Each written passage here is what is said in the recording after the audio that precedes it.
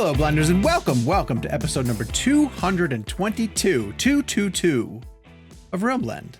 That's actually podcast perfect. That has to. It is, right? Oh, wait. Oh, because there's a numbers thing with Nope. Well, Nope opens 7/22/22. There you go. See? And we're episode 222. We waited, Jordan, just for you specifically. That's weird. That is a little bit strange. I cut off your joke, but go ahead. That has to warn you. If you tell us to get out, we might just say nope. Thank you. Thank you very much. Thank you. Thank you very much. Just lost a lot of listeners. Come on, Jake, stay with me here. On this week's show, we are catching up with... That joke is the reason Sean's not in the Jordan Peele interview, by the way. It's very true. We're going to be catching up on some tier listings for Star Wars and Marvel. As mentioned, Jordan Peele has a new movie called Nope that's hitting theaters, and because of that, writer-director Jordan Peele is going to be joining the show. We'll get to that in a second, because first I have to introduce the boys. And I'm going to start with Kevin McCarthy of Fox 5 in Washington, D.C. Hi, Kev. How are you?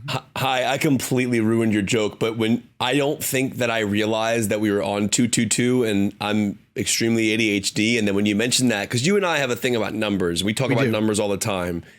The fact that Nope opens this week and we have Jordan on and it's 222, I mean, how do you explain that? Well, and also, to be fair, I kind of ruined my joke. Like, the joke wasn't great. No, it was great. You helped me.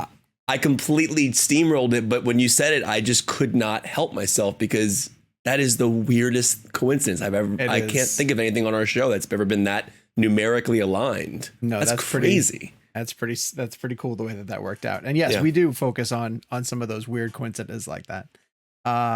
The other guy in the chair is Jake Hamilton of Fox 32. Hi, Jake. How are you? You know what number I like? What number do you like? Number 1, which is your rank in my heart.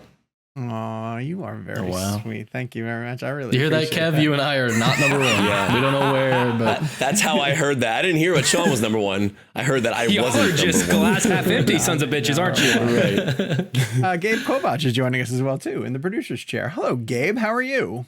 Hello, folks. I am good. I'm ready for a week filled with sleep deprivation. It's called San Diego Comic-Con. It's coming. That's right. So if you want to hear about the fun stuff that's happening at San Diego Comic-Con, make sure you follow myself and Gabe and CinemaBlend through all of our social channels, because we're doing a lot of stuff on there. And I want to remind everybody, or point out to everybody, to stay tuned after the Blend game this week. We're going to be playing how do we call it? ScaredBlend. This is going well. Scared with a D. ScaredBlend is what we're playing. ScaredBlend. But in addition, we have another giveaway to announce after the Blend game. So more on that in a little bit. It's gonna be something you guys are gonna want to listen to. If you're watching us on YouTube, hello, thank you for joining us. Head down, give us a like and a subscribe. Meet us back here every Friday morning, where we post the new video. For our audio listeners, if you'd like to join us in video form, thank you, Jake. Head to youtube.com/RealBlend podcast. And of course, we are available in all the different places where you can get your podcast needs met. If you want to sign up for Real Blend Premium, and on an upcoming premium episode, we should probably point out the fact that we have mentioned on our social media channels, if you're listening to this week's episode, that we had a bit of an adventure recently where we got to visit the homes of Kevin Smith to start off with, and then Quentin Tarantino. To conclude the day, but all on the same day. And I know some people might be tuning in this week to kind of find out what's going on with all that, but we're not going to tell those stories this week. But they will be coming up soon. And in addition, we tell a lot of behind the scenes stuff on the premium episode. So to get an ad-free version of the show, to hear all these really fun stories, to get an extra segment that drops every Monday and a newsletter, check the description of this show for where information is on how you can sign up for Real Blend Premium, because there's so much cool stuff happening over on that show, and we just want you guys to be a part of it. And this week we're playing a fun game called the Box Office Game, which is one of my favorite ones to play. We played what did we play last week? The IMDb game on sleep deprivation, and Jake kicked my ass. He just whooped me big time. We also played the IMDb game with someone else. With Quentin. Yeah, we can talk about that. We can mention that we played with him, and he had a really good time. He really enjoyed it. I won't tell you which Sean describes it. Yeah. Sean describes it the perfect way, which was that was either going to go one of two directions. Yeah. Which is this is going to go great or this is going to bomb and we're going to cut it and no one's ever going to know. But we're telling you about it. So it went well. He loved it. He absolutely loved it. All right. We want to get right to Jordan Peele. Jordan Peele is someone who we've wanted to get on the show for years, essentially. Huge fan of his. Obviously, you've heard us talk about Get Out often. We talked a lot about Us. We've been super hyped for Nope for so many different reasons. And then this week's interview is actually going to be sponsored by our lovely friends over at AMC Theaters and their Thrills and Chills program specifically. The AMC Theaters Thrills and Chills program aims to bring audiences the best of what's out there in horror and suspense in a variety of different styles and budgets and genres. So, of course, we wanted to start this unique sponsorship that we're doing with these guys and their Thrills and Chills program with Jordan Peele talking about Nope, and look ahead to not just that movie coming to theaters, but all the different things that are going to be heading to AMC Theaters under their Thrills and Chills banner, including a film that Gabe and I got to see at South by Southwest called Bodies, Bodies, Bodies, which is coming very, very soon. It is really, really fun. And you guys are going to want to hear more about that. We're actually chasing down the director of Bodies, Bodies, Bodies as well, too. And hopefully we'll get them on the show. Hopefully. Yeah. And just a number of really cool horror films. Like I know Salem's Lot is on its way. And it got pushed back. Are you next year? Bodies, Bodies, Bodies? Yeah, next year. Oh, did it really? Shoot. Wow. April of next year. Sean, are you going to try to see Bodies, Bodies, Bodies while you're at Comic-Con? They're doing a screening. They might be doing it the same night that we're doing Barbarian. I'm not Sean, sure. Well, Kevin. it's so good. I know you're aware of the band that I'm about to ask about because I know you like the same music I do. But yes, please tell me there's at least a needle drop of Drowning Pool's Bodies. I don't think so. I don't remember there being one. There is not. How do you miss that opportunity? Well, wait until you see. That doesn't really fit the tone of. I know. I'm just kidding. I know what you're saying. Though. That's a missed That opportunity. movie is great. So we'll be talking about that later on. And so check the description of the show here to check out more about AMC's Thrills and Chills and grab tickets for Nope coming to theaters. And that's why, without further ado, we want to throw it to our interview with the director of Nope. But before that, Kevin has something really quick that he wants to set up that happens right at the beginning of the interview. Kev, what happened? Yeah, so basically, and actually, this is perfect that it's sponsored by AMC because I'm actually getting ready to reference two of their theaters in the country, Lincoln Square and City Walk. So in this interview, there's a lot of numbers being thrown around at the beginning, and I just wanted to clarify a couple things. So basically, Jordan shot this film in IMAX. Hoyte van Hoytema was the DP on the film who shot, Interstellar, Dunkirk, and, Tenet and all those great films for Christopher Nolan. So they shot 65 mil and 65 mil IMAX film. So the numbers that you're going to hear in the interview, when a film is projected that was shot in 65 millimeter IMAX film, it's projected on a 70 millimeter IMAX projector. But generally speaking, around these parts in the country today, you're going to find mostly laser IMAX projectors, which will give you that full 1:4:3 aspect ratio. And when I say 1:4:3, that's the jump from the widescreen format to the full-blown screen being encompassed by the image that Jordan and Hoyte van Hoytema produced. Now, when I bring this up, this is interesting because across the country, when you go to a normal IMAX theater, like say like an AMC Tyson's route where I live, that's going to be a 1:9:0 IMAX aspect ratio. That's a smaller format IMAX. And then there are other IMAX theaters in the country that are larger that give you that 1:4:3. So I just wanted to explain that when you're hearing numbers like 65 millimeter IMAX or 70 millimeter IMAX, the camera is 65 millimeter IMAX film. It projects on 70 millimeter IMAX film. So for example, if Paul Thomas Anderson is shooting The Master, he's shooting it in 65 millimeter and then projecting it on 70 millimeter. So if you hear back and forth between 65 and 70, they're basically the same thing. It's just a matter of what it's shot on and what it's projected on. But one thing that's also really important to note, if you're looking for a 1:4:3 theater, that's the IMAX, the tall, gigantic ratio that they were able to shoot this movie in. There's only a few of them in the country. Specifically, AMC Lincoln Square in New York has one. AMC City Walk in Los Angeles has one. But generally speaking, around the country, you're going to mostly find a 1:9:0. So if you don't find a 1:4:3 where you are, doesn't mean it's not a bad thing. You're still going to get the 1:9:0 aspect ratio. I just wanted to explain those. There's a lot of numbers. I know it can be confusing, but just see it in IMAX if you can. But if you can find one of those like really cool theaters that can show it in 1:4:3, which is like the Science Museum height, then go to like the Lincoln Square or the City Walk if you're able to. But just wanted to explain that because you'll hear Jordan talking about 65 and 70. And I just wanted to explain that it's shot on 65 and then it projects 70 if it's being projected on film. Cool. All right. Without Crystal further clear. ado. Yeah. Jordan Peele. I know it's a lot. Talking specifications of technicalities and his new horror film, Nope.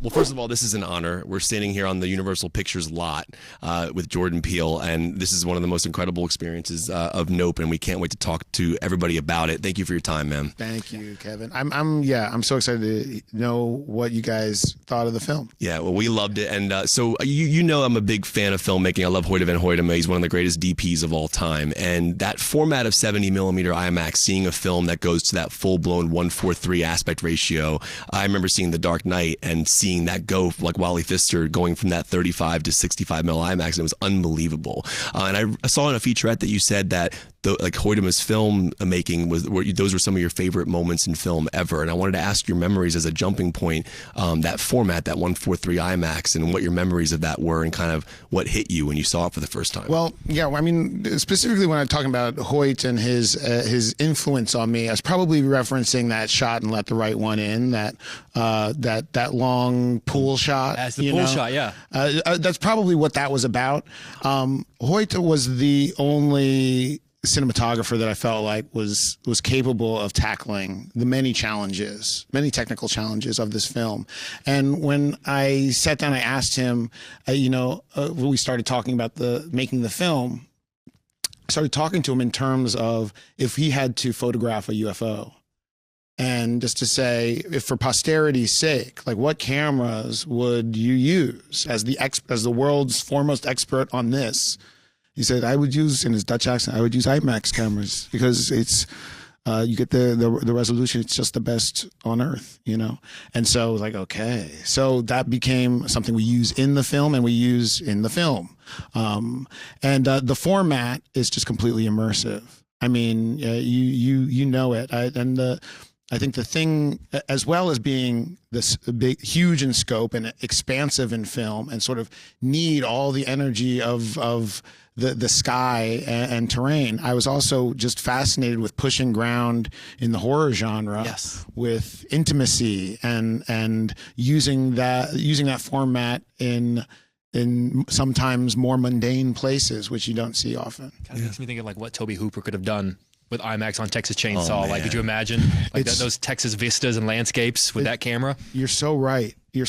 And there's parts of this movie that I think sort of reference the horror grit of that. And I know what moment you're thinking of too. Yep. That I was thinking about that a lot. That man, we have essentially Texas Chainsaw vibes in a 70 millimeter format. It's just so cool. Which if that doesn't sell, I don't know what else. So for this podcast, if that doesn't sell, and then Michael Abel's score. My God, man! I leaned over to him and I go, Kevin, who scored this? And he goes, Michael Abel. I was like, oh fuck! It's beautiful. For most filmmakers, if they want to make a statement about film over digital, they shoot their film on film over digital. Usually that's the statement, the act of doing it. For you, it's an actual plot point in the movie. The value of film over digital, if power goes out, the value of the only way being able to capture something is old school film. I'm curious about the choice to not just make a statement about film by shooting on film, but actually making a plot point in the movie about it. The organic nature of how I wrote it, it's sort of hard to know what came first, the chicken or the egg. Mm-hmm. The first thing I decided was I wanted to make a spectacle and something huge, and then from there the plot sort of formed. So a lot of the themes that came forth were questioning the human being relationship to spectacle. Very quickly that brought me straight to this industry I know well, and Hollywood, and the industry of the spectacle. And then the whole thing came together in a very meta way. In a lot of ways, this, my aspiration with this film was capturing the impossible, and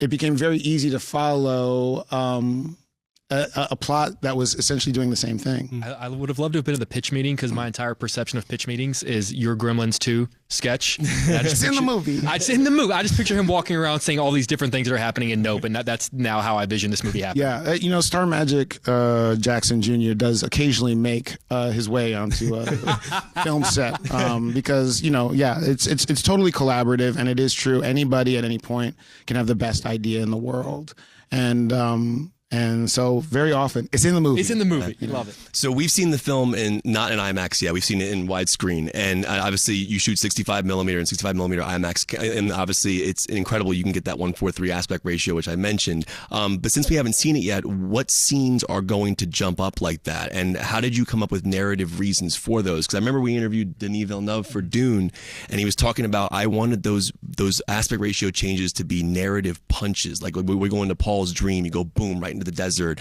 So I'm assuming that you probably made narrative choices in terms of where the IMAX shots were going to be. How did you decide, and what scenes can we expect in the format? It's such a great question, and you really know what you're talking about. Every choice of how and when to go into IMAX, I think I approached differently. I didn't make a sort of blanket rule, but in general, I tried to honor a sense of immersion. So I tried to hide it often, so you're not thinking about it. Sure. There are a couple of times where that format is meant to really smack you in the face. So you just jump real quick. First shot in the movie, for example, the first scene and moment in the movie, you're smack in the middle of this IMAX, and it's nuts. Which is haunting, a haunting image, by the way. So then the scene that goes on to refer to later, all of that, IMAX. Wow. Yeah. And then the scene that takes place in the nighttime with rain, IMAX. That's 1:3, that scene? Yes.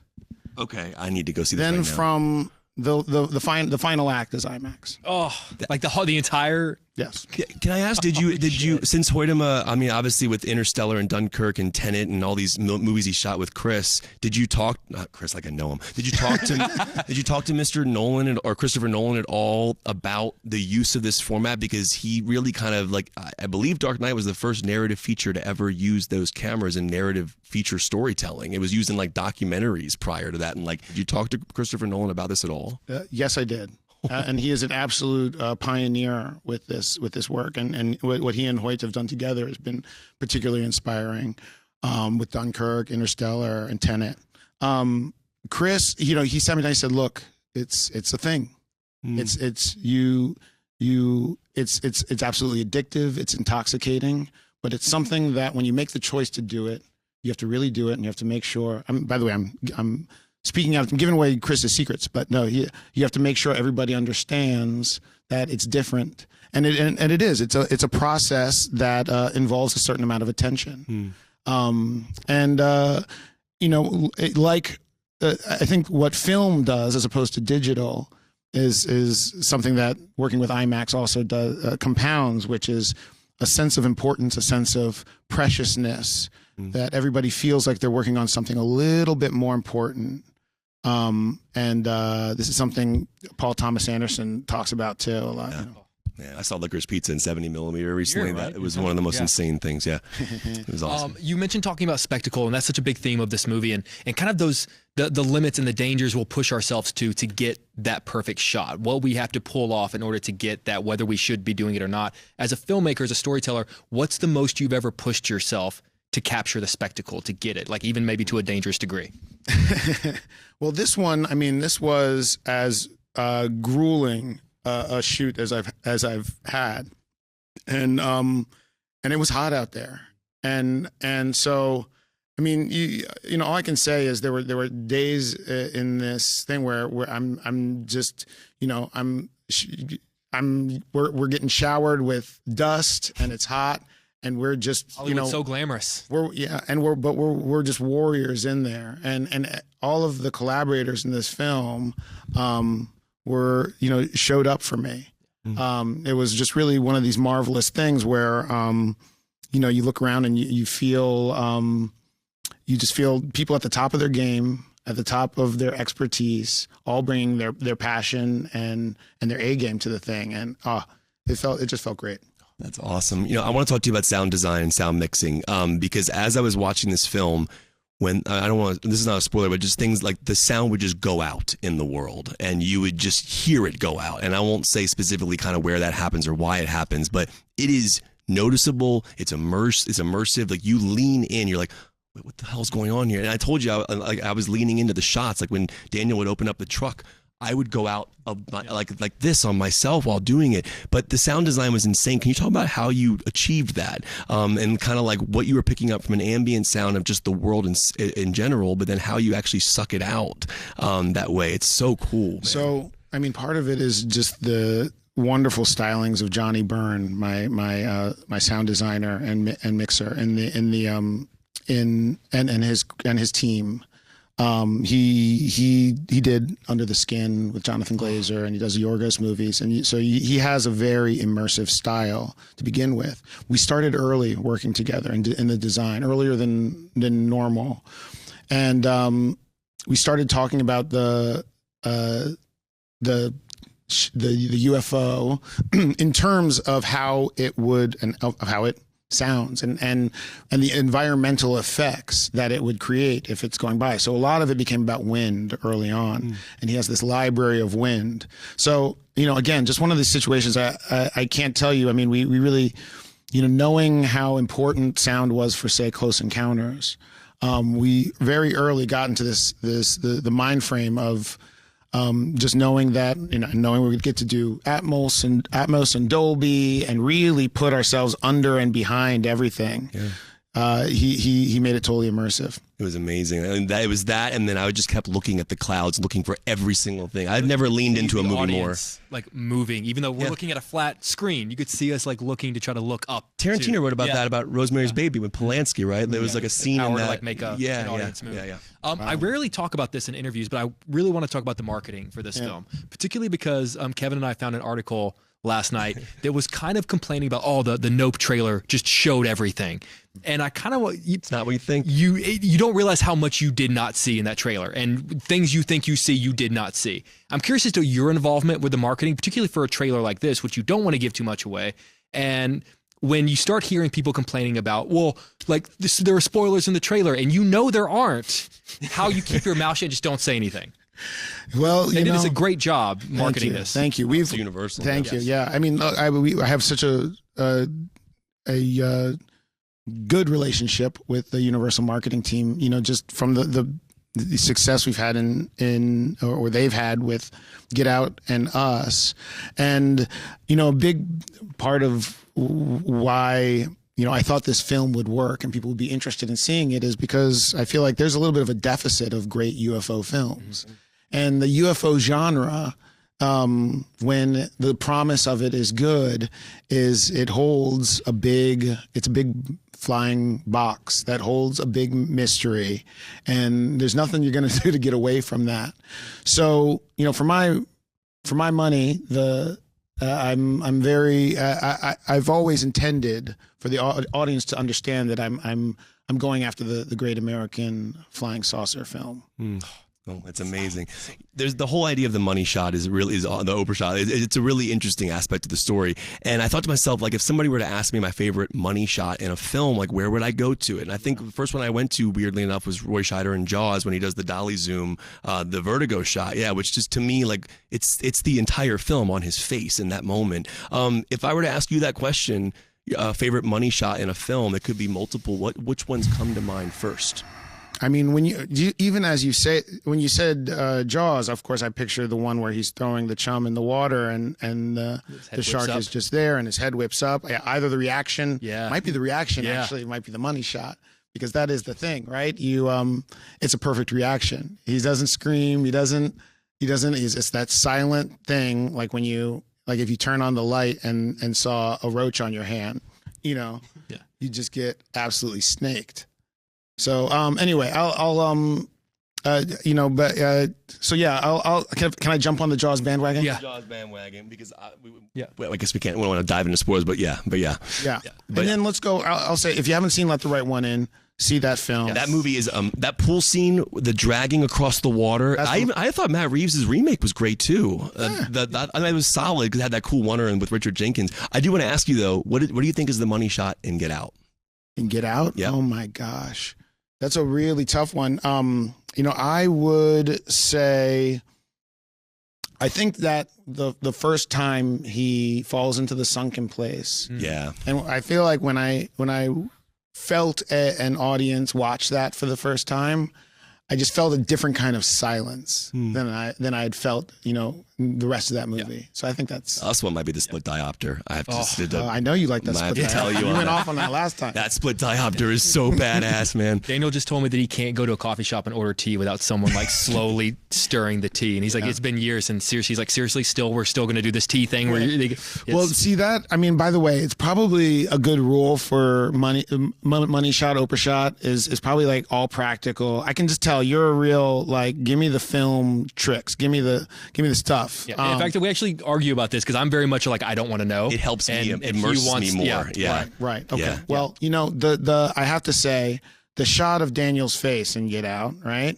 That one that became iconic. I didn't expect that to take off. Oh, really? Yeah, the tear? Yeah. I didn't. Wow. It was we were telling a story, and I was just sometimes something catches and it surprises you and it teaches you something. I'll never forget that shot. Amazing. Changed everything. I love the logo for Monkey Paw. I remember the first time I saw it and just thinking like, oh, that is brilliant. Like I can't wait to see that 1,000 times throughout my life. And there is a shot in this movie of a monkey paw, which but obviously you came up with the logo before you ever wrote that. I'm sort of curious as to the significance of that shot in Nope and how it ties back to your studio logo. The more people watch my work, I think the more they'll notice connections and certain things that I can't get away from, and that there is in fact some internet connectivity in the worlds and these nightmares. So yeah, when I arrive at an idea that has a connection to something I already, I push on the gas because that means something's in there, and I like that meta. Am I to believe that the monkey paw in the studio logo is that Gordy's paw? I'm not good. No comment. I can neither confirm or deny that. That's what you said to me on Us. I asked you a question about the connection. You're like, I can neither confirm or deny that. It's a good answer. It's a great answer. Yeah. I have to ask you about Akira because that shot. The motorcycle with Keke Palmer it screams like Akira. I mean, and she said it was an Akira reference. I'm wondering, in your perspective, pulling that shot off, what it meant to you to see that in practical form, like in an actual human form versus an animation aspect to it, and the choice of doing an Akira homage in a moment like that. So much. I mean, that movie meant so much to me, and there's a moment where we do the famous motorcycle, the Canada motorcycle slide. Yeah. Anime in general was a big influence, but I think the choice to go after that real hardcore homage was a tough one, and because because you could always just not, right? You could always just not and have your movie, but it felt so. It felt so good, and it felt so. It's a moment that's been paid homage many times in animation, and I hadn't seen it done like this. And so to have something about having a black woman on a white motorcycle with having broken police tape do that Akira slide just felt like, you know what, Jordan. Go for it. I'm glad you did because it was badass, man. We're going to cut you loose on this. Just last one. You and Quentin Tarantino both have the power to do something amazing, which is change songs forever. For me, when I hear, I got 5 on there now. If I hear Wear My Sunglasses at Night, I'm going to think about moments in your films. I'm curious as to what happens when you hear those songs. If you're driving around LA and a song comes on the radio that you've used, can you even hear that song separately, or do you just flash back to your own film? No, it does. It changes it for me too. And at some point, I've made that shift in that song. I'm probably the first one who's made that shift in that song connotation. But it often comes from a song I don't associate as scary. So it's something that, I'm trying, something that turns for whatever reason. If I marry it with some imagery and all of a sudden it has a different meaning, I love that. And there's something kind of alchemic about that. Yeah, well, they're wrapping us already. We just want to say thank you for being on our show. Seriously, this is amazing. This is, and I really, really mean that. Like, to have you on and talk to you about your films has been an honor. Thank you, man. You guys are way too nice. Thank you so much. Seriously, thank you for your time. We want to thank Universal and, of course, Jordan Peele for coming on the show to talk about Nope. You guys will notice I was not part of it. So, Jakey, I'll start with you. Tell us about the day. Tell us about how the interview went. What was it like talking Nope with Jordan Peele? Oh, it was pretty great. I had never met Jordan Peele before. I didn't interview him for Get Out or for Us. So this was a real thrill for me. He's just a guy who loves talking about movies. And we felt very special in that day, and that we were specifically targeted to be the first thing of his day. And then his whole team could not have been nicer afterwards. I mean, it was one of the coolest moments. And I haven't seen the video yet. I hope this is in the video. Is as we're getting up, Jordan Peele says to Kevin and myself, like, you guys are the guys I made this movie for. And his team, as we're walking out, says, like, man, I hope everyone's questions are like that today. It was just a great conversation. And what was really cool is that, like, one of the things we always talk about is how differently the three of us always approach interviews. We come at it from different angles. And even just in that interview itself, like Kevin and myself just coming at it two completely different angles. And somehow I found myself asking a digital film question, where I was just sort of like, I kind of felt like this is my get it, or this is my Us moment, where like this is like my Tethered was asking a film question. I was like, what the hell is happening? But once you see the film, you'll realize how much the concept of film over digital really does play into the actual, not just like, oh, I'm making a statement by shooting on film. It plays a plot point into the film. And I'll leave it there. But it felt like a really special interview, and it's great to be able to add his name to our list, our ever-growing list.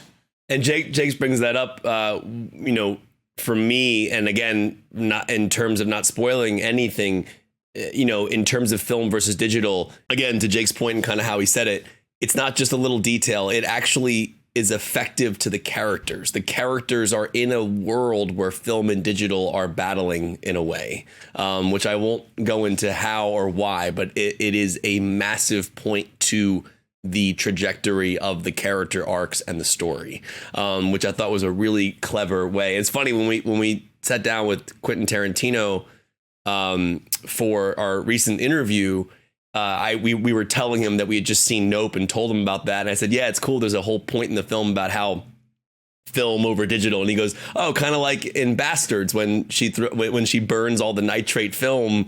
And I was like, that was I actually forgot about that. He basically uses film. I mean, I knew the scene. I remember the whole moment, but I didn't put the two and two together that we had seen another narrative film use film as a way to help characters in a way. Absolutely. I thought that was kind of cool. I didn't really, until that moment, I never really thought of that as like a statement on film. Neither did I. guess in a way, until he said it, and I trust him. I know it was cool. Yeah, I'm kind of dumbfounded that I haven't seen Nope yet. We're recording this on Tuesday, and I'm seeing it tonight, and I'm amazed that the plot points of it haven't reached me yet. Even running a major movie website, and Kevin, I know you were sort of saying that like spoilers aren't really a thing with it necessarily, but I'm still going into this movie relatively clueless. The point is though, it's not an easy 1 or 2 line like thing that you could just ruin for somebody. It is, there is so much going on in the film from a thematic standpoint. I guess we're going to dive into a review, so we'll do that later in the show. But there's a lot going on. It's not as easy as me saying, oh, XYZ happens or this happens to this character. No. It is like you have to give all this explanation, and the thematics are so deep. I do want to mention, as you heard in the interview, Jordan does confirm the moments where we're going to be jumping to the IMAX. So I thought that was a really cool thing. I remember Denis Villeneuve gave us that information as well for Dune. If you're lucky enough to see it in IMAX, or if you can get that 143, that gigantic Lincoln Square City Walk screen, that's the way to do it. So, I got the a coveted. Can't wait. I got a coveted. I can neither confirm nor deny answer from which I always feel like any other director, and I sort of go like, oh, what a waste of question. But getting that from Jordan Peele makes me think, okay, I'm on to something. If he's not willing to answer that question, I think I'm on to something. All right. So next week, you got to give us a little more context about what that is, because we'll do spoiler talk for Nope next week when more people have had a chance to see it. And especially specifically when Gabe and I have had a chance to see it, because we didn't get a chance to see it yet. So again, I want to thank the folks at AMC Thrills and Chills for sponsoring this segment and the interview with Jordan Peele. A huge thank you to them for basically just helping to support this show. And so find links in the description for more information on not just their Thrills and Chills program, but where you can find tickets to go see Nope in your market at your local AMC theaters. So let's get to our tier list catch up. We're going to take a quick break before that happens, and we'll be back on the other side. All right, we are back, and we're jumping right in. We're doing cleaning house, boys. We've got some tier lists we got to catch up on. And first things first, let's jump into Star Wars and talk about Obi-Wan Kenobi. Obi-Wan Kenobi. Who wants to start and let us know where Obi-Wan Kenobi lands? Should we start with our fanatic? Should we start with Jake? Might as well. Makes sense. Obi-Wan Kenobi is a massive Star Wars disappointment. An unbelievably unfathomable missed opportunity where it was an easy run through the red zone and into the end zone. And somehow they fumbled the ball, and it was, I don't understand how you screw this up. I just really don't. To me, it looked cheap. It looked like television. It felt like television. It didn't really give me anything that made any of the characters more sure. Like Obi-Wan was having a tough time. I assumed he was having a tough time. I assumed those years were tough for him, to be honest with you. The showdown, the rematch of the century between him and Darth Vader really left me wanting more. The show peaked with episode 3 and what I thought was just going to be a small taste of what was greatness to come, and that greatness never came. It just reminded me that I'm not going to love everything with Star Wars, and to me this was the nail in the coffin of we got to move past Skywalker. The story's done. Let's stop going back to the well. Let's stop trying to use all the let's get out into the far reaches of the galaxy and give me some new characters to tell me about. Tell me some new stories, because I think we have tapped out all of the potential of stories that exist within this timeline. Are you excited for Andor though, the way I am? No. No? No. To me, I'm excited. I really liked Rogue One. I like that character. I like Rogue. Yeah, I like that. But I gotta be honest. I'm perfectly fine if that's as far as with that character. I'm just I'm stop tethering it to things that we already know. Totally agree. Yeah. No, that's exactly it. Is that because you introduce a whole new slate of characters doesn't mean that character now gets a show, right? Your next show could be anything. It could be anything that you want it to be. I want a show. And that's part of the reason. I want a show of the guy who gives Solo his backstory. He might get a show for all we know. It might get announced at D23. Jake, did you give that a letter grade on the tier list? I'm going to be incredibly generous and give it a C. Wow, that's generous. Okay, Kev, where are you at with Obi-Wan? I haven't finished Obi-Wan. Oh, that's right. You haven't finished Obi-Wan. Okay. Well, I'm at a C also, to be fair. C also? But I'm probably at a little more positive C. Yeah. If only because I'm exactly where Sean is. That's how I would have put it. Positive. Yeah. C. I can't go to C plus, as they might say. I can't go to a B. There's trending enough B, things as we in say. It that didn't work. But there are enough things in it that I thought were good, that I was cool that I got to see. But missed opportunity is 100% the right way to describe it, and should have been not even a layup, should have been a 3-pointer to win the game kind of thing, and ended up not being it. And so I can't go higher than 6. Isn't that just unfathomable? Like the fact that we're talking about what degree of C to give this show. They made The Rise of Skywalker, so like I'm never surprised by how bad Star Wars can be. But hey, Skywalker's a C in the tier list. But also like they hung their hat on this being a really important show for them. And if that's what they produced, like that's surprising. I do want to give some pause. I do, because there are things that I like. I love Ewan's back, and he feels like him. The character it feels very natural to him. He was always the best part of the prequels. He was great. Leia is awesome. I really like that character. I hadn't set too many expectations for the show, but I wasn't expecting it to be so much of like Obi-Wan with an adventure with Leia, and that does make a lot of sense of like tying in. Again, I don't need them to tie this all together, but tying in sort of Leia's relationship with Obi-Wan at the beginning of A New Hope, and sort of why that is what it is. I really enjoyed it, and it does have really cool Star Wars moments. Like it has some really good lightsaber fights. Darth Vader does a lot of badass stuff. And I did enjoy, and I think I mentioned this on a previous episode, but I did enjoy, is it the third sister? I forget which sister she is in that like Sith order. But is her name Reva? Reva, yeah. I did enjoy her. I felt like she wasn't given enough. I honestly, that would have been a character that they could have built a show around that I would have liked. Like what happens to a youngling that survived the wrath of Anakin? Like that's cool. Like let that show honestly, be hers. Let the show be a hers. show. Yeah. Let me ask you guys. I feel like they hide behind the excuse of like, well, technically we didn't do anything that goes against canon in the original trilogy. But there were some choices made, particularly within the final act of the finale, where I just sort of went, okay, technically you don't screw up anything with canon, but that's just stupid. Like the fact that we are now supposed to believe that at some point in his childhood, Luke was chased through caves with someone with a lightsaber, and he just simply didn't see it because he didn't turn around. This idea of like Luke has met Obi-Wan before, but he just doesn't remember because in 7 years he turns from Ewan McGregor to Alec Guinness. Like, you say that, but like I don't remember that they had never met. I thought he knew of him. I feel like I always got the impression of like he knew of this old guy. He's never heard of Obi-Wan. Because he says, I wonder if he means old Ben Kenobi. But the way he talks about him in my impression, I'm trying to think of whenever Ben saves him from the Tusken Raiders.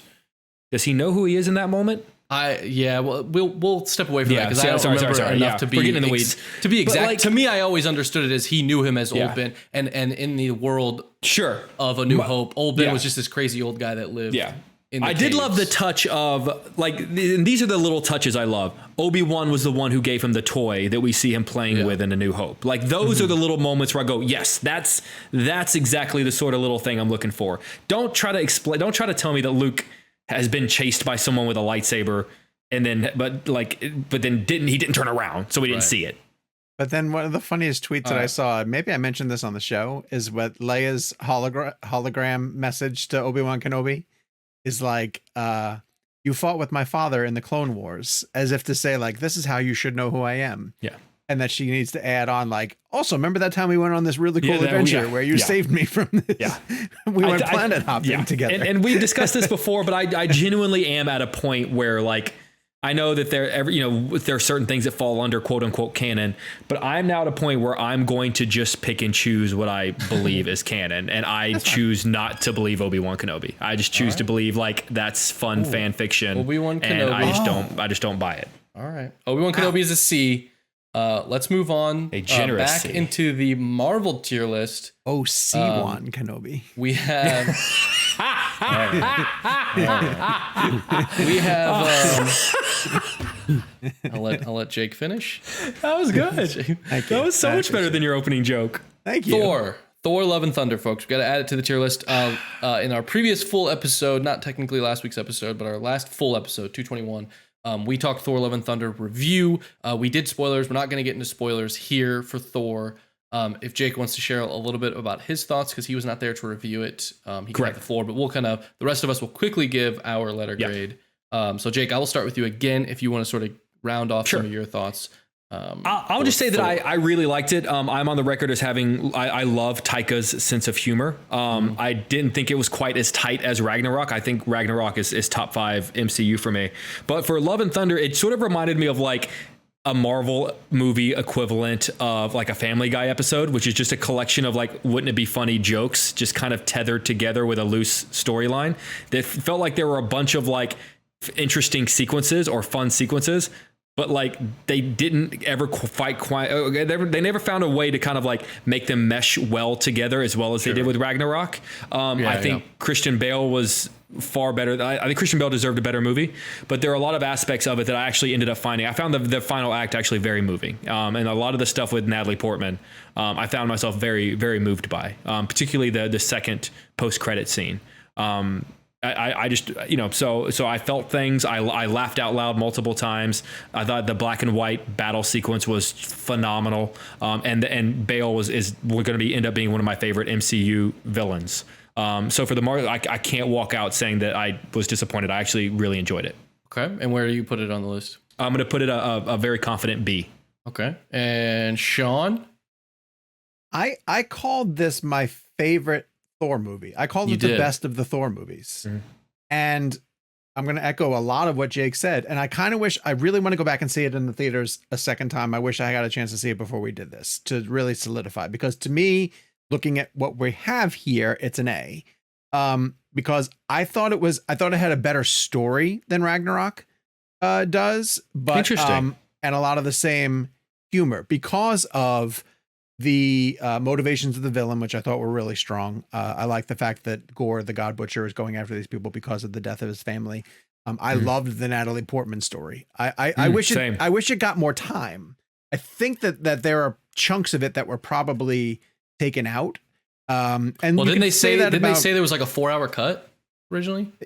That makes sense, because it does feel like some of it is rushed for no reason. And the fact that it's 158, like whenever I see 158, particularly for a Marvel movie, I think they told you it had to be under 2 hours, didn't they? Yeah. Also, Hemsworth told me in my interview that they shot an entire dance sequence set to ABBA that was like with Thor shooting lightning bolts out of his hand, and they took it out of the movie. Did that story blow? I feel like that's a story I never heard. Like that story should have blown up. I don't know. I think 2 stories broke from my interview with him. There was the ABBA story, and then the story about his daughter playing Love. Right. And which is great, because Taika's kids are in the movie, and Chris Hemsworth's kids are in the movie, Portman's kids are in the movie, Bale's kids are in the movie. And obviously Hemsworth's young son plays the little Thor running through the forest as he's getting older. That's really cool. Yeah. But I saw a quote from Taika Waititi that really kind of rubbed me the wrong way. Well, I think it was a couple things. There was the director's cut aspect of a quote that I read from him that I didn't particularly care for. And then the deleted scenes quote that I read from him. Now, I want to give him the benefit of the doubt, because when you read quotes on social media, anything can be taken out of context. Right. Sure. But the quote that I read about the deleted scenes, I didn't particularly care for that. It was something along the lines of, and I'm paraphrasing him, but like, if they were deleted, that means they weren't good enough, essentially, right? It's kind of like, if I'm misquoting him, please tell me. And I thought that was a little weird, because like the people that were cut out of the movie still showed up and did their thing, like, and I want to say Jeff Goldblum was cut, and Peter Dinklage, I think. Lena Headey, right? Headey also, wow. Game of Thrones. Okay. Wow. So again, I don't know the circumstances. I just thought that was really dismissive. I like deleted scenes. I grew up on features on Blu-rays and DVDs, and like, part of the reason why I know how Christopher Nolan makes his movies is because I've watched The Dark Knight Blu-ray over and over and over again, listening to his commentary, watching deleted scenes or alternate cuts. One of my favorite alternate cuts of all time, there's a shot where, and I'm trying to remember, because I've seen both, and you guys can remember, in The Dark Knight, when Ledger walks out of the hospital, he gets into the bus, and then the bus takes off, right? Mm-hmm. There's another angle on that shot I want to say it's with him in the bus as he travels off. Again, a deleted shot. I could have it the other way around, but either way, it was another version of that scene, another camera on that scene that I'm thankful that exists. A clarification question. Was he saying that in reference to he doesn't ever want to release them? Is that what you're saying? I will get the exact quote. But from what I understand, the way he said it was as if, and I'll get the exact quote real quick. While you're doing that, Sean, what would your letter grade? I got it. I gotta say A. I gotta go A because of Confident how B, I judged it next to the other Thors. I also think it's really good. I really enjoyed But are we? it. I didn't think we were supposed to do that though. We're not, but also when I came out of it, I did put it in because I have a ranking. I keep a ranking of things in a notepad on my phone, and I put it at number 8 of all time. I put it top 10. So this is a quote told to the insider. I'm not going to give you a moment because this is my way of telling you, like people say, I can't wait for the deleted scenes with these actors. Quote, I don't want people to see the deleted scenes because they're deleted for a reason. They aren't good enough. The scenes were not in the movie and that's it. So I see what you're saying. I see what you're saying. It's a miss. Like you would miss out on getting to see that, but I would understand from a filmmaker's perspective of like, I get it. If he doesn't want them seen, then he doesn't want them seen. Sure. Like, you got to give the freedom to, you shoot what you shoot, but you have the editing bay as like your way of reforming something. I could understand. Listen, if I were in his position and I was making movies at this scale and I had scenes that I didn't think were good enough, I wouldn't want anybody to see them. Yeah. I probably wouldn't put them out there either. But you're making movies at a scale where people are interested in that stuff. Sure. And in my, I would love to see Thor dancing to ABBA. I think that would be an amazing. Now, again, I don't think that scene belonged in the film. If they went to a straight up dance scene in the movie, I don't think it would have worked tonally. I don't think the movie worked tonally anyways. But in terms of like that scene, why would you not pump that out on the Blu-ray or the special features? Like, Love and Thunder's on Blu-ray today. Catch the do you guys remember as a kid how cool it was to pick up an American Pie DVD that said unrated, unseen in theaters, and it had all these like, again, it's an interesting thing. And then the director's cut quote from him, I need to find, but he kind of made a comment negatively about director's cuts. He says they're never good. Essentially, he says they're never good. That's absurd. Has anybody not seen Ridley Scott's like different versions of Blade Runner or there's multiple different versions. Yeah, someone tweeted about Taika, and it's kind of true. They were like, "I've never met a director who dislikes film as much as he does." I know. Here's the thing. I think Taika's a very talented filmmaker. I think that he understands action really well. I think some of the best action I've ever seen in the MCU is the opening of Ragnarok when his hammer is just going in and out of those action scenes, or even the beginning of Love and Thunder. That action sequence is badass. To bring us back on track, though, what's your letter grade for Thor: Love and Thunder? We have a strong B. We have an A. I gave the movie a 3.5 out of 5. So does that set me at a B minus? I don't like to think of it like that because we're doing something different. If that's how you want to frame it, that's fine. But I would say like when you think of this tier list, and again, not referencing what's already there because this is a jumbled average of all of our scores. For you, if you're going to rank it within the Marvel universe, is it an A Marvel movie? Is it a B Marvel movie? Is it a C Marvel movie? When you put it like that, this is also coming from the person who I think Thor 1 is the best Thor movie by far. I think kind of brought us work on that. The point is this is an average of all of our opinions. Yeah. I'm still at a C then because it's funny when I walked out of the film, I texted you guys. I was like, I didn't realize that Taika was making a scary movie spoof of the MCU, down to the point where they have infinity cones for sale. I was like, and I get that that's funny, but it's like, but tonally, it just like that. My biggest issue and the reason why I'm going to go C on it, even though I would probably lean towards B, but I would still stay in the C category, is I don't think the film worked tonally. And I think maybe had he given it an extra 30 minutes or 20 minutes or whatever, those shifts just didn't work. And it just didn't flow. Sorry, all the Bale stuff was awesome. No, you're good. You're good. I don't mean to cut you off, but people can check out our full, because we got to talk at length about this. So I want to plug that again, where we did the full review and we got to talk spoilers.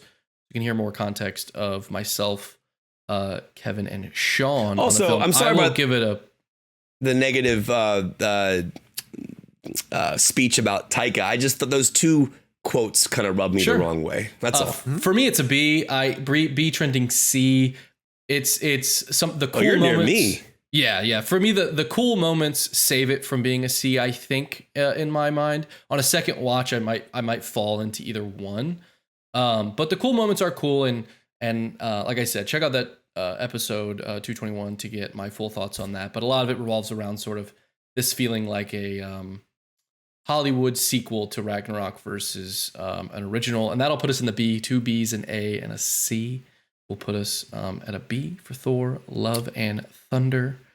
I'm also good not hearing some Guns N' Roses tracks for a while now. I just they just don't work.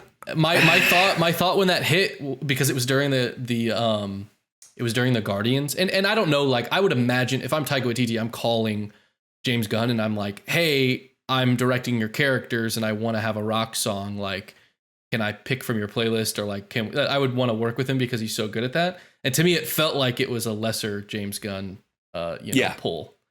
Well, I'm glad you brought up Gunn, and I'll mention this real quick before we move on. To me, Guardians 1 is the exact type of tonal, dramatic to comedy that works so well. Because if you think about the beginning of like Star-Lord's story, and even in Guardians 2, which I don't love, the Kurt Russell stuff and the mom stuff and the playlist and the mixed playlist, right? Like the way James handled those were so grounded in a reality, even though we're playing in space, right? And I think the way James handled those bridges, there was a bridge between those moments that worked well. That's really kind of like, to me, that's James Gunn kind of nailed that. That's why I thought it was like, it's kind of like the pinnacle of what I compare it to in terms of like, if you want to tonally shift, right? That guy did it right. In my opinion. Will press on. We will press on with Miss Marvel. I believe Sean and I are the only ones who have finished this series. Am I correct? Is Sean and I for this one? So if you're new here or haven't caught it, the way this will work, Sean and I will rank it today. But if later down the road, because there's a lot of media, not enough time to watch everything, especially with TV, so we're not too much of a stickler on it. Sean and I will give the ranking, and if either of the guys watch it and they come back and they want to add to that, we will re-average that score. Potentially on the show, potentially off the show. We've never had that issue, but there's so many Spider-Man movies down the bottom. Should we mention that, like, we did the premium, we did Spider-Man tier list on a premium, right? People won't see that what you're seeing down on the bottom. The Spider-Man, this is just a different thing. Yeah. We're not doing like the Netflix shows or but yeah, this is just a separate thing. But Miss Marvel is what we're doing today. Sean, do you want to take it away? Your thoughts on Miss Marvel? I'm gonna go B. Okay. Even though I really, really liked it. And I think that Iman Vellani is perfect casting for Kamala Khan. It's the cliche, but it like totally fitting. It's inspired casting. You know what I mean? It really is. Because it's as soon as you see her in the role, you're like, there's not another human being who could be this good. And Miss Marvel is a tough character to translate because on page she can be really cartoonish, which is funny to say about a comic book, obviously. Because of her powers and a lot of the stuff that she gets involved in, which are very high school-y type of social drama. And, you know, she's not in the popular clique, and it can be overdone stereotypically the way that you do a lot of high school stuff.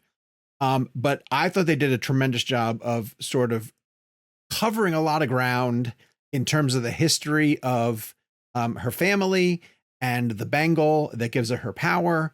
And it got into some really interesting places with Pakistani culture and Muslim culture, and it did a really nice job of balancing it. Almost took on too much and still balanced it really well. The only thing that keeps it from going to an A for me, and this just might be the limitations of the TV show, is that in some instances, and not even around her powers, but just in some instances of the fight choreography in general, or some of the times when she was fighting against this villain group called the Red Daggers. I'm pretty sure their name is the Red Daggers. It just seemed TV, you know, it felt like it felt a little cheap. It felt a little Marvel TV, which is what's going to keep me from putting it on an A level. But I left that series like more excited to see where she's going to go next. And I'm actually kind of thrilled that the next place we're going to see her is in a movie, because I do feel like Marvel movies hit differently than the TV shows do, whether it be just from budget or from scale or from whatever it is. I'm glad that you brought that up real fast, and I'm not participating in this tier list because I haven't finished Miss Marvel yet. But Sean hit the nail on the head. That's exactly what I'm excited about. Like this show made me like I told Aman when I interviewed her for TV, I was like, I haven't been this excited about a new younger character in the MCU since Holland dropped into Civil War, and I can't imagine how fun she will be. Like imagine her with the Guardians, and like the cool thing about with Spider-Man at least is that like Peter Parker's a fan of the Avengers and knows about the Avengers, but he doesn't like, he geeks out, but he doesn't like super like, I don't think he was doing journals and like MCU, timelines like Amon's character was in Miss Marvel. But he was a fan. So I would love to see that character dropped into a scenario with the Guardians or the Avengers or Thor, or I just think it'd be a really cool thing to watch. I know we're going to get part of that kind of partially with the Marvels and with there's a button, Brie Larson. There's a button at the very end, like a mid credits or end credits scene on the finale, Kev, that sort of teases a team up that she's going to have. So it's cool. I mean, she's amazing. Yeah, so cheater. We are going to land on a B. I very much agree with you, Sean, and pretty much everything you said, where I love the character. I love so much what they did. I think it's an incredibly important piece of media, like for our culture right now, and kind of where in our culture the last 20 plus years, like this is maybe the only piece of American media that I can point to where like Allahu Akbar is said, and it's meant to be this positive thing, and it's done so around a family and this community. And so many of the people that made it, like getting to see them talk about how important it was to them and how much emphasis they put on being able to express themselves, express their culture, their own families, and kind of where they came from.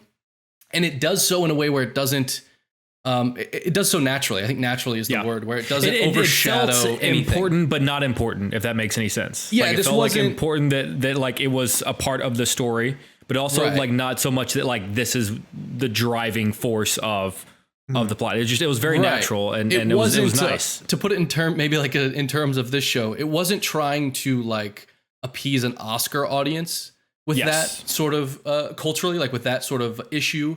It was just allowing the characters to be honest and putting them in a setting that made sense, and then just being true to that. And because of that, a lot of the show feels fresh. A lot of the characters feel fresh. You're just sort of being introduced to new things that we just haven't seen on screen, and they're just sort of naturally happening, and that's great. And I loved following the show week to week, and watching people talk about it, and people that come from that background, learning so much about it, enhanced the experience for me.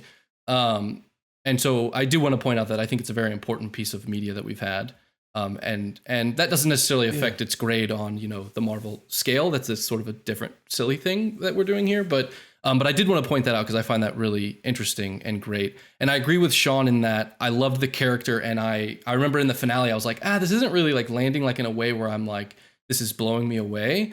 But it is doing it what it needs to do in the sense that I'm 100% in on her as a character. And I said to myself, like, man, I can't wait to see what they do with a movie budget and like at a movie scale. Like I thought that. And for me, honestly, like we spent a better part of like the last decade of Marvel sort of constantly being like, now it's just an origin story. Yeah, they're just kind of rehashing the origin thing.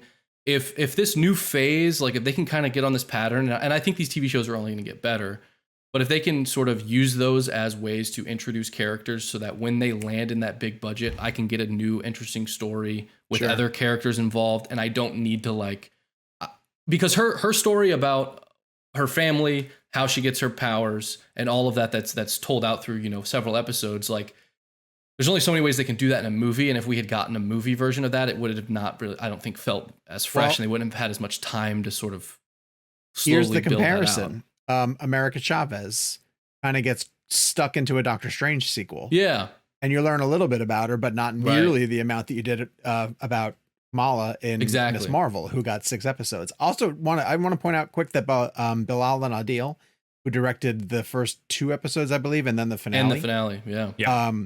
Their style is so great. Yeah. And when they returned for the finale, it made me realize that the other episodes were good, but they're special.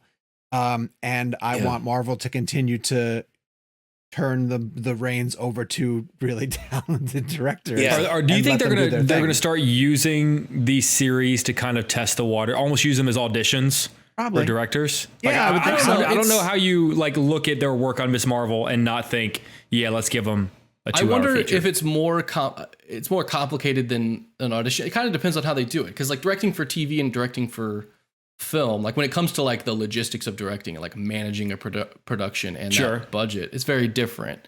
Like I could see someone who flourishes in a serialized sense, but maybe a feature doesn't necessarily work, and like that doesn't, I don't know that it would be as easy to tap, but it could be.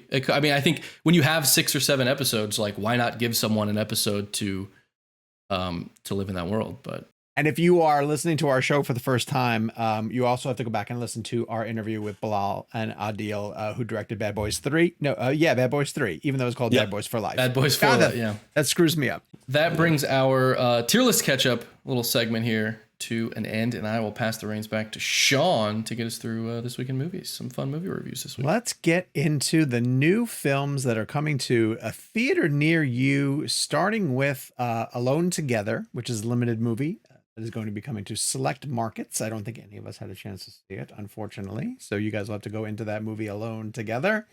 Billy Porter has a movie coming to Prime Video called Anything's Possible.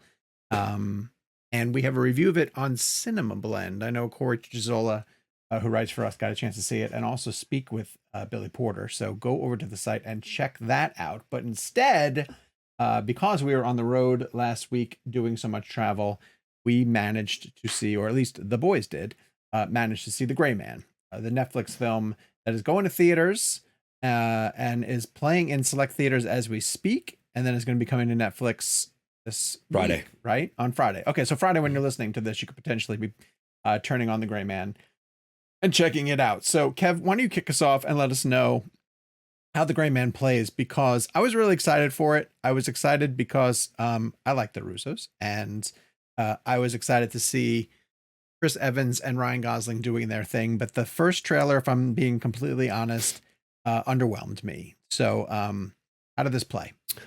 Well, I mean, obviously the Russo brothers are, filmmakers that we love on the show. And this was a huge, massive film for them. I mean, I don't Very want to expensive. I want to say it's the most expensive movie in Netflix history, next to Red Notice, or if not beyond. And it's a relentless 2-hour, just action-filled film. And I remember sitting down with them in LA. I don't know how they got a 13 rating on this. It's probably one of the most violent PG-13 movies I have ever seen. Oh, wow. Interesting. It is just, and Joe and Anthony were talking about how much of a battle it was to get that R rating. They said they were within millimeters of getting an R. Let me ask a question about that. If you only go to Netflix, do you need a rating? Yeah. Well, because it's an interesting question. So, and I could be wrong, so people can point this out if I am. Before Netflix started putting movies in theaters first, prior to going to streaming, I believe they were considered TV MA or TV 14. I think. Interesting. Okay. But when Irishman and all those films started coming out, I believe Roma had an R rating. I believe Irishman had an R rating, a specific MPA rating. I could be wrong on my timeline, but because they're going to theaters, especially like a week or 2 or 3 weeks prior to I think you have to have a rating to go into theaters. And if you don't, then, Netflix is interesting because Netflix doesn't play in AMCs and Regals. Right. And I think that's where we're headed. I really do. I really think The Gray Man should have had a 45-day release and then went to Netflix. And I think that's, we've been seeing stories online about Knives Out maybe going down that route because Netflix can make a lot of money at the box office. And it has three massive stars. Right. And the question's going to end up being whether or not AMCs and Regals will allow a 45-day window. If Netflix and AMC and Regal can come to an agreement, then Netflix can start making that box office money. Because here's the thing, The Gray Man comes out Friday. It'll be talked about for 3 or 4 days. And then it's just going to drop. And I'm not saying that in a bad way, but that's kind of the way this stuff works, is it's released. And then you don't really have these like think about Top Gun.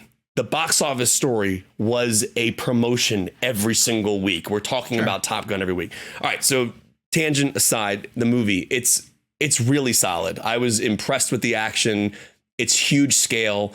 Some of the CG isn't as good as I would hope it would be. It's funny because like you'll be in the middle of these gigantic action scenes like in Prague or on an airplane, and everything is awesome until maybe they get to the final moment of the action scene where like Ryan Gosling's running on top of a car or whatever, like a Fast and Furious moment. Then it looks a little CG. But Gosling carries the hell out of this film. I thought he was great as the lead. I thought Ana de Armas was great. Chris Evans I thought was great in this villain role. The stash was amazing. The stash itself was just a character in itself. It made him such a piece of crap, that character. I thought he played that beautiful. It leans Lloyd. Yeah, it leans Lloyd. But in terms of action, like this is just a straight up action movie. It's straight up action movie. It's relentless. It's brutal. It's hardcore. Is there a story?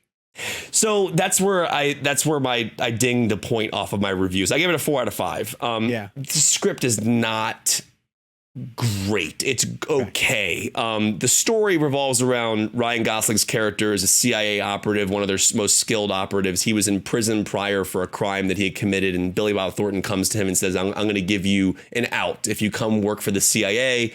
You know, it's a story we've seen a million times. Sure. I think, at least not to downplay that, but it's based on a book series. So it's not like, it's like there's like 9 books or something. So he essentially becomes a CIA operative, and a hit gets put on him. Because he uncovers some dark agency things that are happening, and he's about to expose them. So they hire Chris Evans' character to come after him. And then Ana de Armas is working with Gosling's character, and there's kind of a whole storyline there. And Regé-Jean Page is behind the scenes. I thought that was kind of a wasted part for him personally. But in terms of like the movie, it works. It delivers. It's a 4 out of 5. I can't tell you that the script was anything mind-blowing, but I had fun with it, and it was well directed. Okay, Jake. And Henry Jackman's score is great, by the way. Yeah, I liked it. I was pretty hard on the trailer a few weeks back, and the final product, the film, is infinitely better than the trailer. There's a part of me that kind of wishes it had picked a lane. There were moments where like the action is just so unbelievably over the top and ridiculous that it's almost borderline like Brosnan era Bond. And then there are some aspects of it that are actually like very serious and a brutal, hardcore action film. And I kind of feel like it would have benefited the film if it had just decided to be one or the other. The shift back and forth kind of gave me cinematic whiplash a little bit. Kevin, what were you going to say? What Jake is saying, and I'm going to give Jake credit for this because I saw a tweet that summed up exactly what he said. It's basically like a James Bond movie meets Fast and Furious. And what Jake is kind of saying is the Fast and Furious stuff, from what I can gather, took it over the top for you, and you wish it stayed more in the Bond lane. Yeah. Well, like I mean, if it had been like there's a sequence in the film that's just insane in which Ryan Gosling has to jump out of a plane and save himself by holding on to a guy who has a parachute, but he has to kind of skydive almost Black Widow style at him, and it's just ridiculous and insane and a ton of fun. And so I sort of wish like, okay, like be that movie, or the final fight between Gosling and Evans is hardcore and brutal and like rough and dirty. Like, okay, be that movie then. Like, it's a very well-made version of a movie that I think we've seen before. In terms of the scripting issues that Kevin talks about, we as a society have to get past movies about looking for a flash drive. We've got to let go. There can be no more movies. No more. I don't want to see any more movies about looking for a flash drive. We're done. Find something else. Find some other.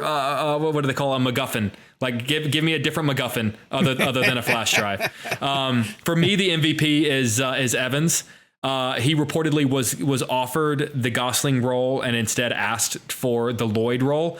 And when you see his performance, it's incredibly clear why. Like what he does with it is just phenomenal. Okay, I want to ask while you're there. Our Mike Reyes, Cinemablend's Mike Reyes. Yes. In his review, I haven't seen this film yet. In his review, he compared Chris Evans to Kevin Kline's character in A Fish Called Wanda. He said he feels like a darker like brother.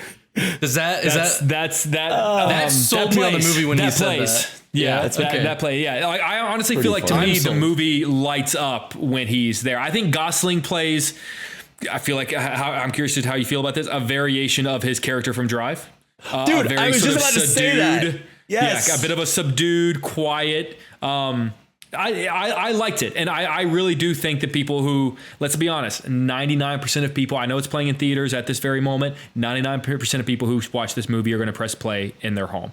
And those people, I think, will enjoy it.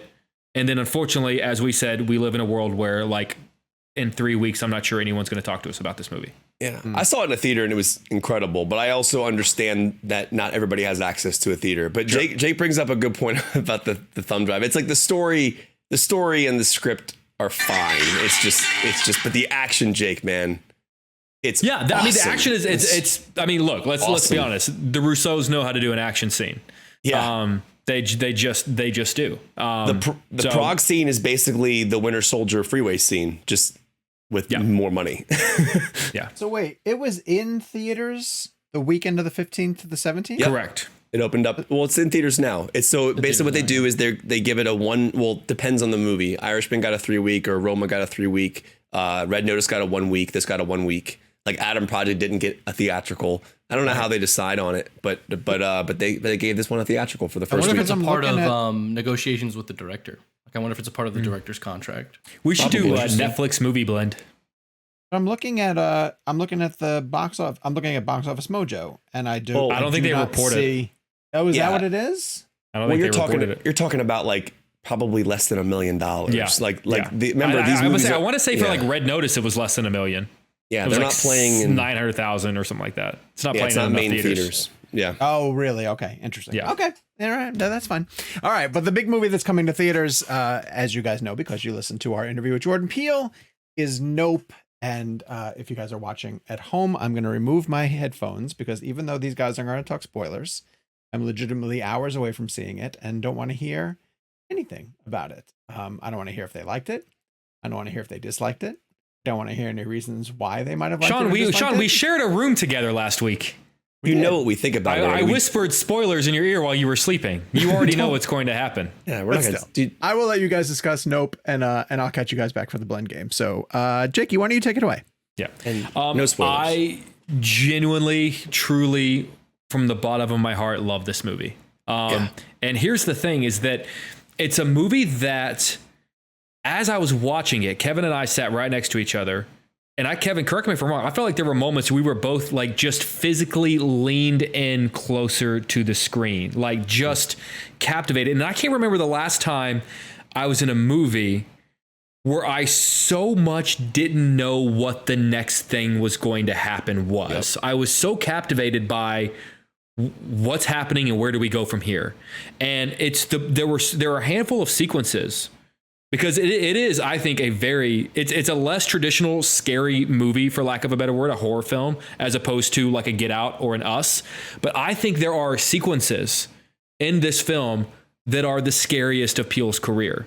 There are multiple sequences involving a barn, a sequence involving a monkey that's the most anxious I have felt in a movie theater in years. And I brought this up with Jordan Peele. I think this is Jordan Peele doing a love letter to Jaws. And I will discuss that further whenever we have the opportunity to do a spoiler conversation. I kind of am jokingly calling it Sky Jaws.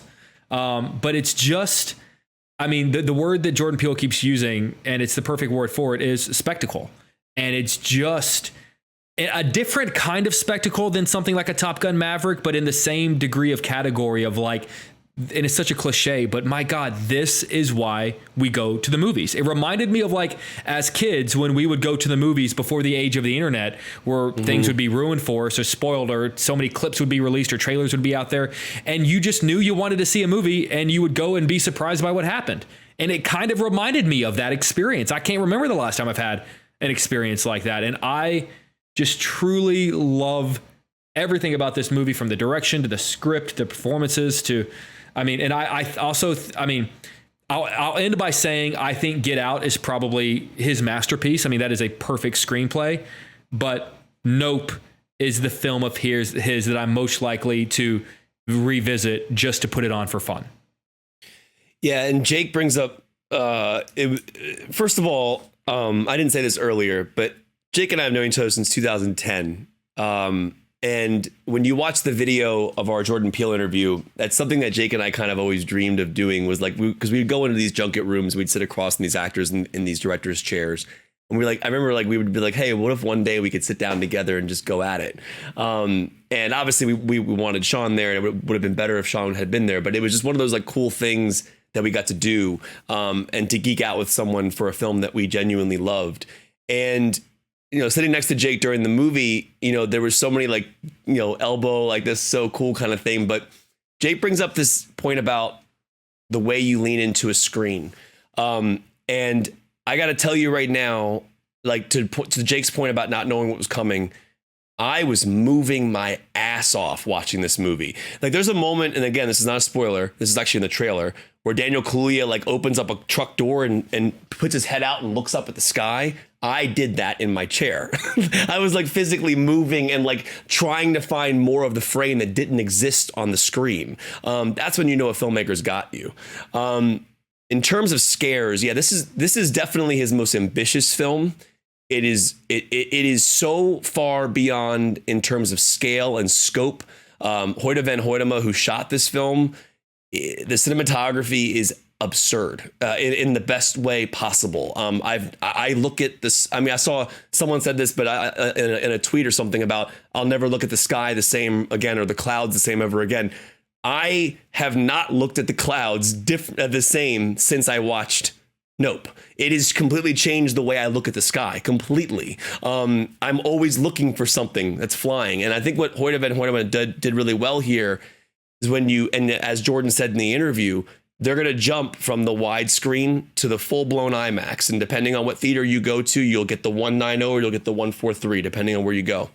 But when you're in these IMAX shots and you're looking at a screen that's just sky and you're looking for the UFO, which is not a spoiler, it's in the trailers, and he talks about it being a UFO. It's all good. But you are searching for it. You become the character. You become the POV. And that was an astounding immersion that I hadn't felt really in a long time. And I got to tell you, Michael Abels' score, it's the best score he's written for Jordan's movies. Jordan has worked with Michael for the past 3 films now. The best score, most epic and most cinematic score he's written for him. At the same time, performance-wise, Keke Palmer is outstanding. Daniel Kaluuya, outstanding. Everybody in this cast. Michael Wincott, what a freaking performance. I want to watch an entire film just on that character. And, you listen to the show, you know how much I love film and we love movies. This movie is, as you see in the trailers, they're shooting something in the movie. They're trying to capture what they're seeing. They bring in an IMAX camera with inside the movie that Michael Wincott is using to try and film what they're seeing. In terms of scares, I haven't felt a disturbing feeling like that in my stomach, that like a pit in my stomach, probably since Jacob Tremblay's death in Dr. Sleep. And I don't mean that there's a scene or anything in this movie that takes you to the violence or the horror of that moment. But when you're watching something that you don't really understand and it's so deeply disturbing that your stomach just starts to feel weird and like there's a pit in your stomach and you almost feel like you don't know what to do.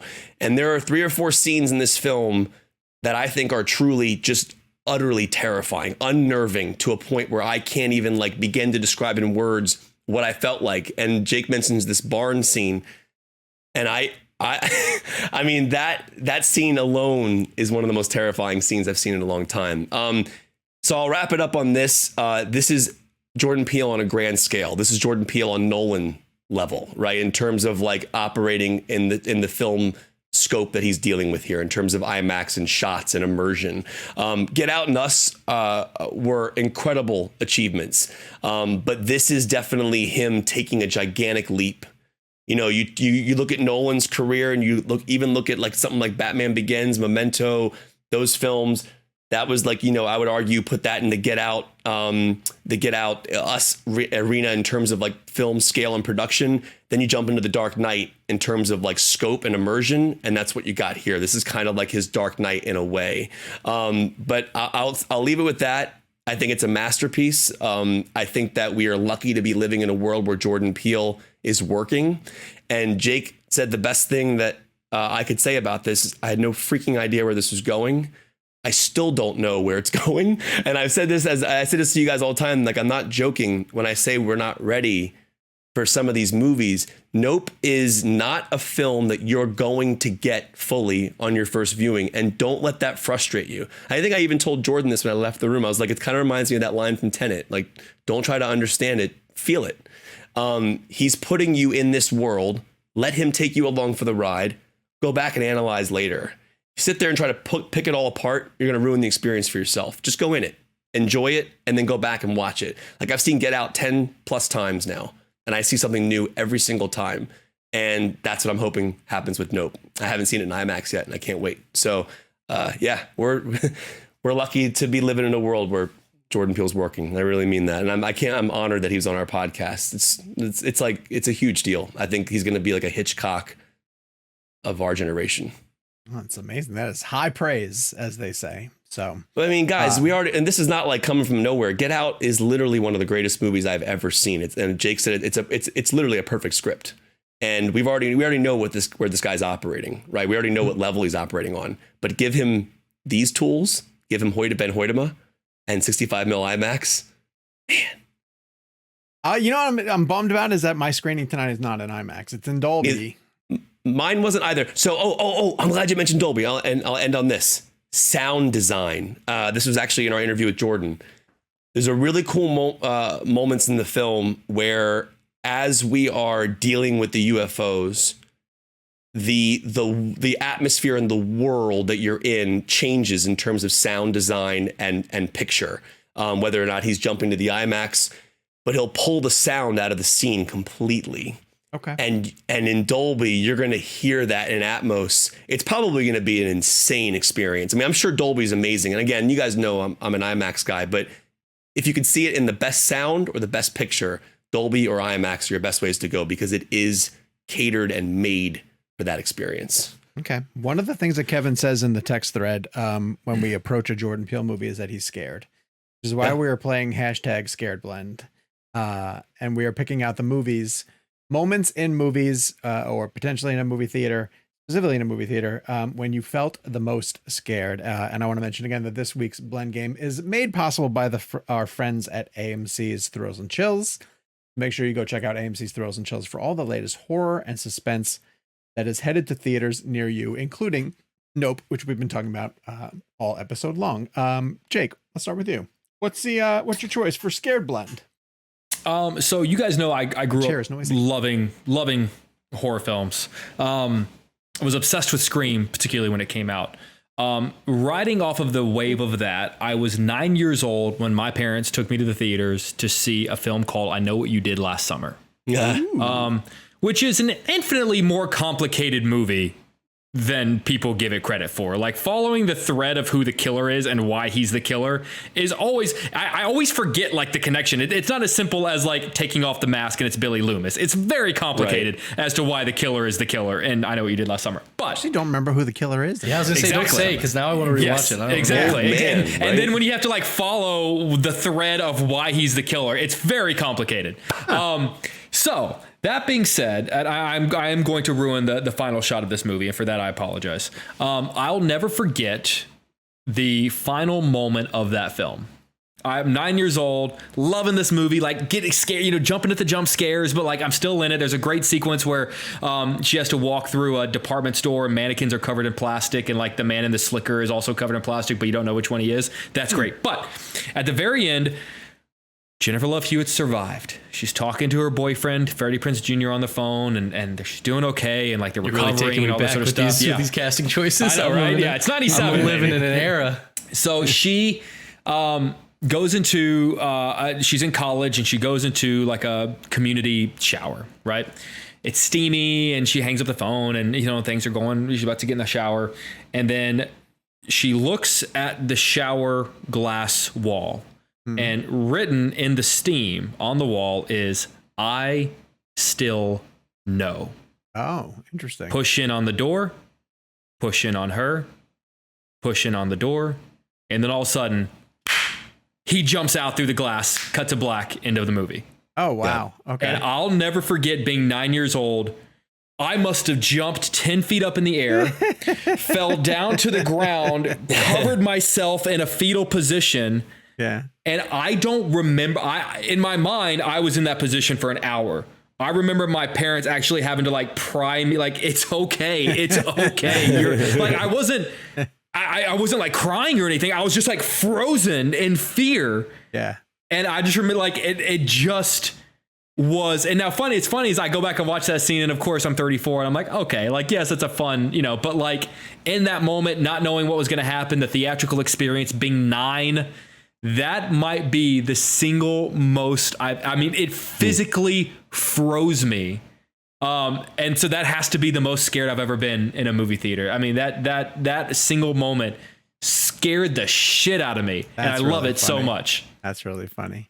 All right, I'm going to tell one that I've told before, and mine isn't a jump scare. It's something that was more disturbing, and it was disturbing because of how it happened, and during the time of our lives when it happened. And it's Insidious, the first Insidious movie, which is the very first time. And I think I've told this story on the show before, so I'll keep it relatively short. But if you're a new listener, when I saw James Wan's Insidious film, we had a baby. I want to say it was PJ. I forget the year. And we were using baby monitors.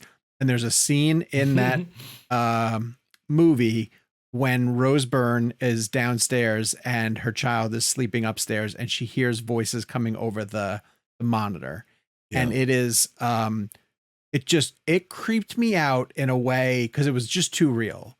Like because of where I was in my life, and because we were so reliant on baby monitors. And when you have baby monitors, you pay uber close attention to what is coming out of them, because it could be your child. And people always tell you these stories about like, oh, you're going to pick up radio frequencies from other people's houses and you're not going to know what you hear. And so when James Wan used that to that effect, and he heard the voices coming out of the baby monitor, it's the first time I've ever had to do this in a theater before. I was all by myself. It was a press screening. I was alone. And I walked out of the theater and just stood in the hallway to just not be in the darkness anymore. I just couldn't sit there any longer. That it unnerved me that much. And there's a great moment in Insidious also where she takes the trash out and she goes all the way outside and he follows her in the camera. And then you can see through the window, there's like a boy in old fashioned clothes and he's like dancing in front of the piano sort of thing. No. And then she comes back into the house and then he's not there anymore. Nope. Do you remember this scene though? No, I'm saying nope, as in like if I saw that, I would say nope. Oh, yeah, run away from that. 100%. Yes. Nope. It's like you hear a record come on and it plays old fashioned music, and this little boy in like 1940s Depression era stuff is like dancing. Insidious is one of the scariest films I've ever seen. It really is, and people don't talk about it, and I feel like it gets overshadowed by The Conjuring and by Saw. But in terms of like James Wan stuff, Insidious 2 is damn scary. Exactly. So the baby monitor one is, I think, the most scary. I literally had to leave the theater, and I can normally my reaction with horror movie type stuff is when there's a good jump scare or when there's a good scare, I kind of laugh in a way that like I admire what they did. Right? Like people will be freaking out around me in a theater. I'm always like, oh, that's pretty cool because I can see what you did. You know, I can see through your mechanisms. Insidious worked on such a base level that I just had to get the hell out of the theater. So that one freaked me out. So Kev, where are you at? So it's interesting. Mine changed a bit after hearing y'all's because it kind of sparked a memory. So originally I was thinking of going down the path of Dr. Sleep because I just remember. the pain and utter discomfort and terror that I felt watching Rebecca Ferguson kill Jacob Tremblay's character. Mm-hmm. I just wanted Mike Flanagan to let me go, like get off of this image, man. And you're really making me really panic here. But Jake's story kind of brought me back to a memory that I had that I hadn't thought about in a while. 'Cause I've told another version of another story on the show before, so I'm going to use a different movie. But one of the things that came to mind initially with this topic was also Blair Witch, because I've told the story before. But when I saw Blair Witch, I didn't know it was fake. So remember, the marketing was so good that I'm gullible, but also there was no internet. I'm so jealous though. Then. That's such a great way to experience that movie. I'm so jealous. I was too young. By the time I saw it, it was like on DVD, and it was like, oh, this was a movie that everyone thought was real, and I was like, damn, that would have been cool.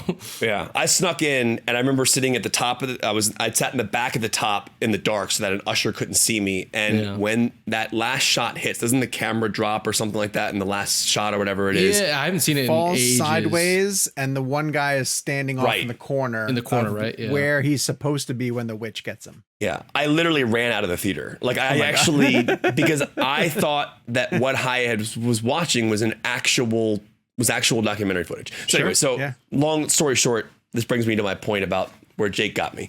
So when I was about 13 or 14 years old, my parents started easing their way into letting me see R-rated films. And I remember, it kind of started going with my dad a little bit. We saw Bringing Out the Dead and like Jackie Brown and things like that. And they would let me watch stuff at home, but after they watched it first. And I don't know if I have my years wrong, but they took me to see a movie called Devil's Advocate. The Devil's Advocate with Keanu Reeves and Al Pacino and Charlize Theron. And it was rated R. The trailer was amazing. I begged my parents to go see it. Pacino's delivers a hell of a performance, no pun intended, in that film. He plays the devil. He's so great. So this is a minor scene, kind of similar to Jake's story, but it to this day still scares the shit out of me, and I still think about it, and I had nightmares for years and years because of this little moment. I think I know what it is. I'm gonna keep it in my brain, and I'll tell you from. Okay, there's a moment where Charlize Theron starts to think that she's seeing things, and Keanu Reeves' character is like, no, you're not, but that's the way the devil is kind of doing his business, right? He's literally trying to drive Charlize Theron's character crazy so that it pushes her out, and so that Keanu can sleep with the devil's daughter, whoever, I don't remember who that actor was. So Charlize Theron is visibly shaken by what is going on. Like, she's seeing some really nasty stuff, and then she's put into this room with a closed door. And if I remember correctly, Keanu is outside of the room. They're looking in, and Charlize Theron just looks awful. And I don't mean that in a bad way. She just looks like she's seen a ghost, literally. Like she's just devastated, can't speak. And so this woman walks in the room and starts talking to her, like saying, everything's fine. I promise you, it's all good. Nothing's really going on. I'm paraphrasing. And then this woman takes a mirror and puts it in front of Charlize Theron's face.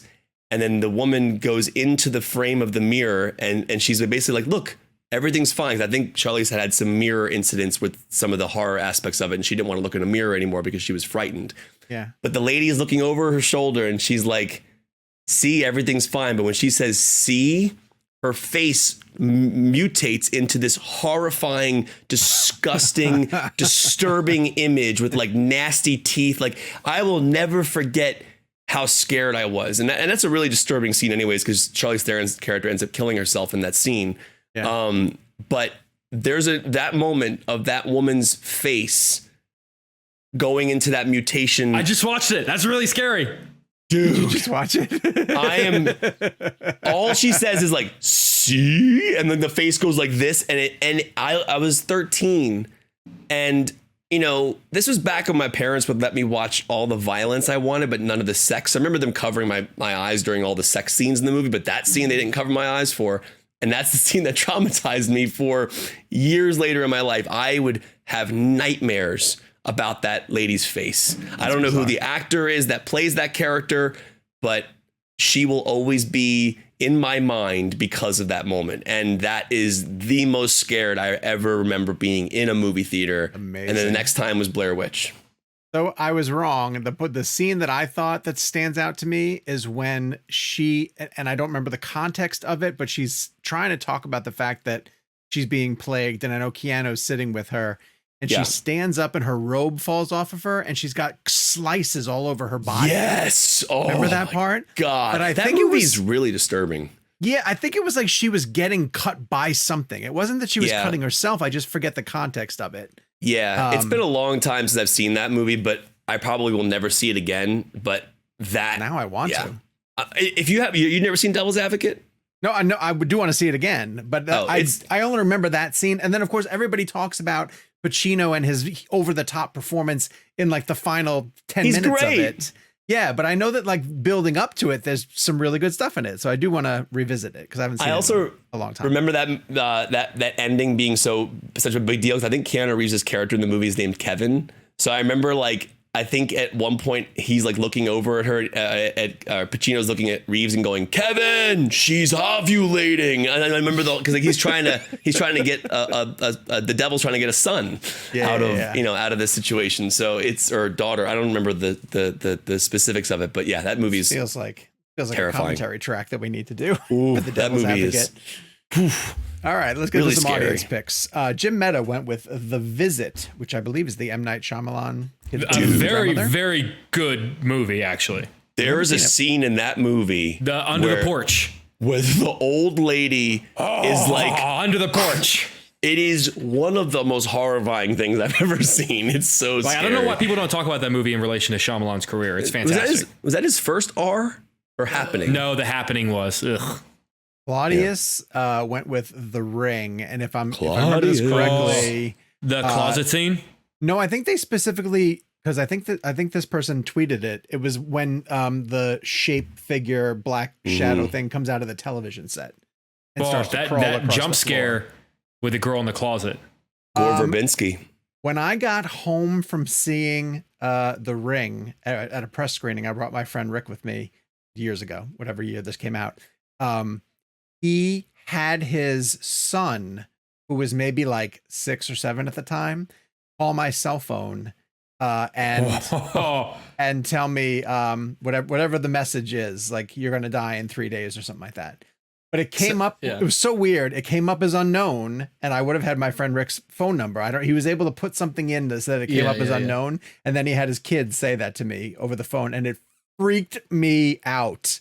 And then he had to call me back and tell me that it was him that messed me up. So Gregory Voigt says, my mom took me to see Drag Me to Hell when I was young, and it scared me so badly that I could not sleep without the lamp on for over a year. Yeah. Still, that is the scariest movie I have ever seen in a movie theater. Shout out to Sam Raimi for messing kids up for generations. And then C.A. Smith went with the Blair Witch Project. And I also have to second the Blair Witch Project. The evening scenes in the Blair Witch Project, when they hear their friend calling from a distance, and then when the children's voices and the scratching on the outside of the tent, that's super, super creepy and really, really effective. So we want to thank everybody who participated in ScaredBlend. We're going to keep the trend going and play next week #MysteryBlend. You can let us know your pick via email at realblend@cinematographer.com. And that also is going to enter you in a chance. This is the giveaway that I mentioned at the top of the show. Going to enter you for a chance at a mystery movie pack from Movies Anywhere. And the pack this week is going to include the Bob's Burgers movie. It is going to include The Nice Guys with Ryan Gosling and Russell Crowe. A little more Ryan Gosling in your life. And Get Out, because we've been talking about Jordan Peele. So the 3 movies in the mystery movie pack from Movies Anywhere. Again, the Bob's Burgers movie, Nice Guys, and Get Out.